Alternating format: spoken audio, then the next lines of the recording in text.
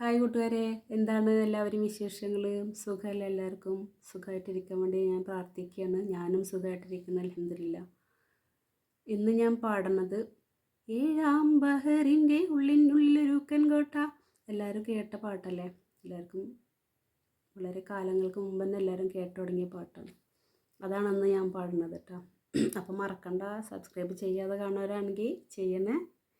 Like, share, comment എല്ലാം ചെയ്യണം കേട്ടോ, മറക്കരുത്. ഓക്കെ, അപ്പോൾ എല്ലാവരെയും സപ്പോർട്ട് കൂടെ ഉണ്ടാവും എന്ന് വിചാരിക്കുന്നു. എല്ലാവരും സപ്പോർട്ട് ഉണ്ടാവണം. ഓക്കെ, അപ്പോൾ ഒന്നുകൂടി പറയണേ, സബ്സ്ക്രൈബ് ചെയ്യാതെ കാണുന്നവരാണെങ്കിൽ ചെയ്യണേ. ഓക്കെ കേട്ടോ, എന്നാൽ പാട്ട് കേൾക്കാമല്ലോ നമുക്ക്. ശരി കേട്ടോ, ഓക്കെ. ഏഴാം ബഹറിൻ്റെ ഉള്ളിനുള്ളിലൊരുക്കൻ കോട്ട ഇഫ്രീത്ത് രാജനടുപ്പിച്ചേ. അതിനുള്ളിലെ 7000-ഓളം പെൺകുടിമാരെ പത്തനിമാരായി മുത്തുദഹത്തിൽ കുത്തിയിരുപ്പിച്ചേ.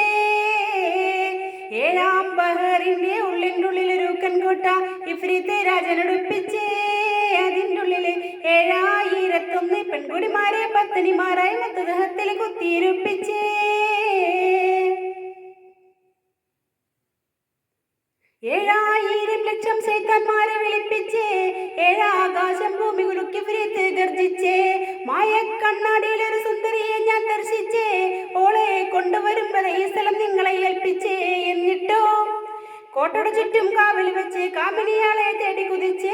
ഏഴാം ബഹറിൻ്റെ ഉള്ളിനുള്ളിലൊരുക്കൻ കോട്ട ഇഫ്രീത്ത് രാജനടുപ്പിച്ചേ. അതിനുള്ളിലെ 7000-ഓളം പെൺകുടിമാരെ പത്തനിമാരായി മുത്തുദഹത്തിൽ കുത്തിയിരുപ്പിച്ചേ. 7000 കഥം വഴിയകലത്തകലത്തൊരു മാളിക കണ്ട് ഇഫ്രീത്ത് പറന്നവിടെ ചെന്നേ.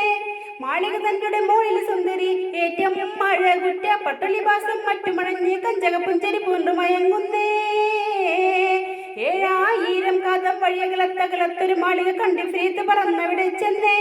മാളിക തന്റെ മോളിൽ സുന്ദരി ഏറ്റവും അഴകുറ്റ പട്ടുലിബാസും മറ്റുമണഞ്ഞ് കഞ്ചകപ്പുഞ്ചരി പൂണ്ടു മയങ്ങുന്നേ.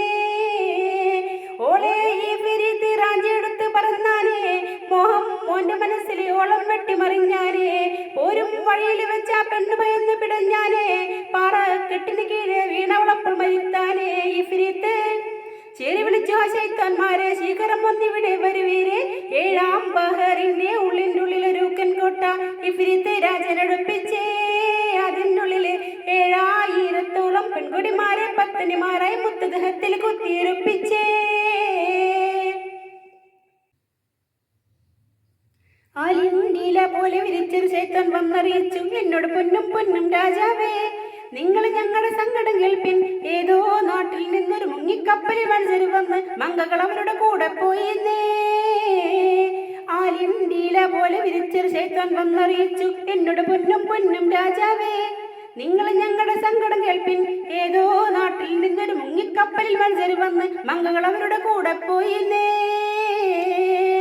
ദേശത്തെ ഇഫ്രീത്തുടെ കണ്ണിൽ നിന്ന് പറന്നാനേ. തൂശി കൊമ്പൻ മീശ പിരിച്ചവൻ കോട്ടയിൽ ചെന്നാനേ. എല്ലാ ശൈത്താന്മാരും പേടിച്ചോടി ഒളിച്ചാനേ.